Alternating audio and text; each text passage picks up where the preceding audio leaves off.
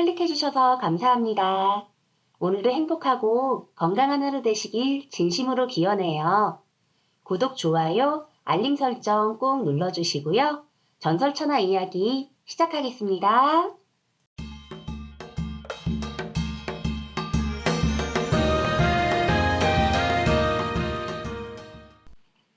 다음날 밤도 그 다음날 밤도 최선비는 첫날 밤 마냥 똑같이 그렇게 담을 넘기는커녕 한양 땅 골목을 이잡듯이 뒤지고만 돌아오고 말았다. 작정한 도둑질은 도무지 하지 못하고 그렇다고 그만두지도 못했다. 그리고 이제 가지고 온 여비도 국밥 몇 그릇값밖에 남지 않았다. 이러다가 한양 땅에서 영영 고향으로 내려가지도 못하고 거리에서 굶어 죽는 것은 아닌가 싶었다. 최선비는 자신의 딱한 처지를 생각해보니 눈물이 나올 만큼 서러워지고 답답해지는 것이었다. 오늘 밤에는 아무래도 아무 담이나 넘어 도둑질을 감행해야만 했다. 그러다가 결국 붙잡혀 포도창에 끌려가 곤장을 맞고 옥살이를 하는 한이 있더라도 더 이상 머뭇거릴 수만은 없었다. 다급해진 최선비는 그날 밤도 여기저기 도둑질할 집을 찾아 한양 땅 골목을 샅샅이 뒤지고 있었다.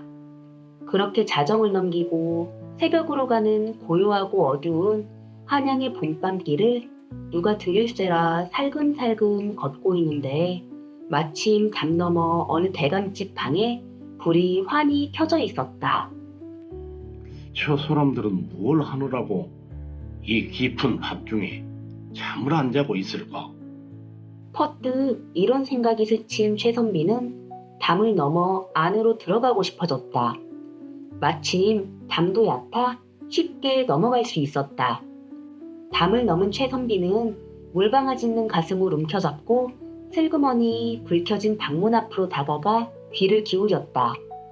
그런데 귀에 얼핏 스치는 소리가 누구를 죽이려고 위협하는 듯 너무도 험악했다. 궁금증이 일어난 최선비는 손가락에 침을 발라 조심스럽게 가만가만 창구멍을 뚫고 거기에 한쪽 눈을 들이받고 안을 들여다보았다. 안을 들여다본 최선비는 깜짝 놀랐다. 초롱불이 환한 방 안 윗목에 오늘 혼례식을 올린 듯한 사모반대를 쓴 나이 어린 꼬마 신랑이 겁에 새파랗게 질린 얼굴로 바들바들 떨며 앉아 있었다. 최선비는 얼른 눈을 돌려 아랫목을 바라보았다. 거기 수염이 새까맣게 난 산돼지처럼 생긴 눈빛이 날카로운 오락부락한 사내가 신부랑 나란히 앉아 있었는데 시퍼런 큰 칼 끝에 고깃점을 끼워들고 꼬마 신랑 입에 갖다 막 들이대며 눈을 부라려 뜨고 협박하고 있었다. 이놈, 이거 먹어라. 너는 오늘 죽었다 이놈아. 최선비가 그걸 보며 가만 생각해보니 팻이 저 고깃점에 험악하게 생긴 사내가 독약을 바른 것 같았는데 그것을 꼬마 신랑에게 억지로 먹여 죽이려고 하는 모양이었다. 흉악한 꼴을 지켜본 최선비는 자신도 모르게 속에서 불끈 의분이 치받쳐 올랐다. 산도적같이 흉측하게 생긴 힘센 사내가 나이 어린 연약한 아이를 마구잡이로 협박하여 죽이려 들다니 도무지 참을 수가 없었던 것이다. 순간 최선비는 사납게 문을 덜컥 열고 방 안으로 성난 호랑이처럼 단숨에 벌떡 뛰어들어가 사내의 손에 들린 칼을 번개같이 빼앗아 들었다. 그리고는 눈 하나 깜빡하지 않고 사내를 노려보며 낮게 소리치며 목을 겨냥해 그대로 푹 찔러버렸다. 에이, 이 사악한 놈. 최선비에게서 어디서 그런 힘이 났던 것일까? 자신도 모르게 찰나에 벌어진 일이었다. 무방비 상태에서 일격을 당한 사내는 낮게 비명을 지르고는 선열 붉은 피를 토하며 그 자리에 푹 고꾸라졌다.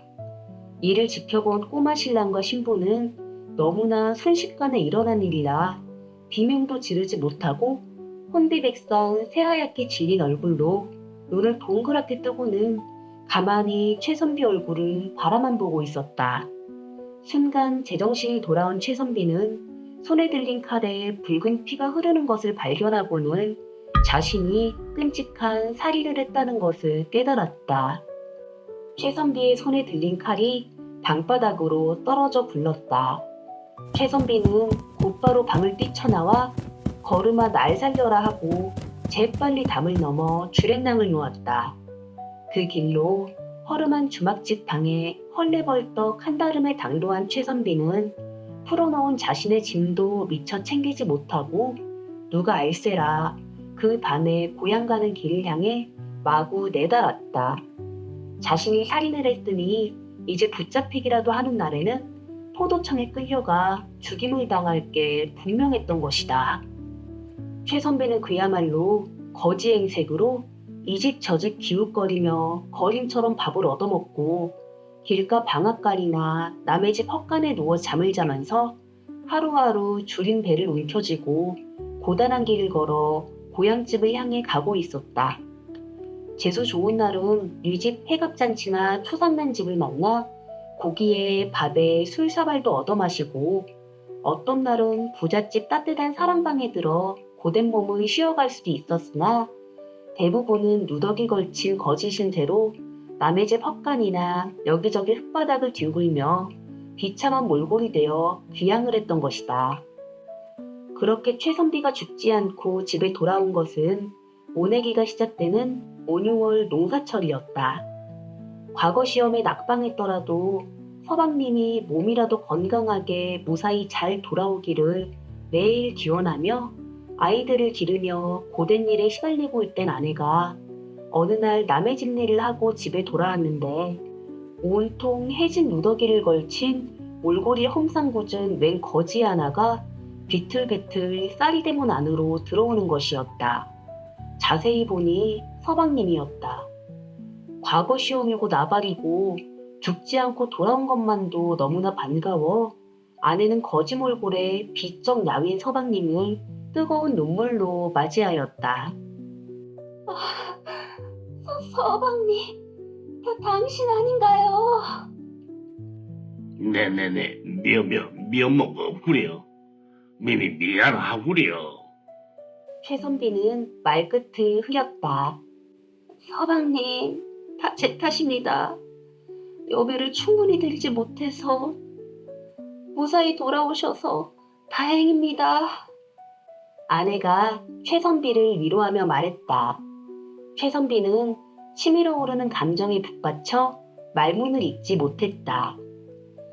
갖은 고생을 하며 집에 돌아온 그날 이후로 최선비는 글 공부를 아예 팽개쳐버리고 입을 굳게 닫은 채 농사일에만 전념했다. 과거 시험에 참담하게 낙방하고 여비를 마련하려고 한탕 크게 도둑질을 하려다가 느닷없이 사람까지 죽이고 돌아온 그 비밀스러운 일을 누구에게 감히 발설할 수 있겠는가. 죽을 때까지 혼자만의 가슴속 비밀로 깊이 묻어두어야만 했다. 한양 땅에서 그 엄청난 일을 겪고 난 최선비는 이제 과거 공부도 아예 단념하여 집어치우고는 농사일을 하며 그것을 자신의 운명으로 받아들이고 살 밖에는 달리 방법이 없다고 생각했던 것이다.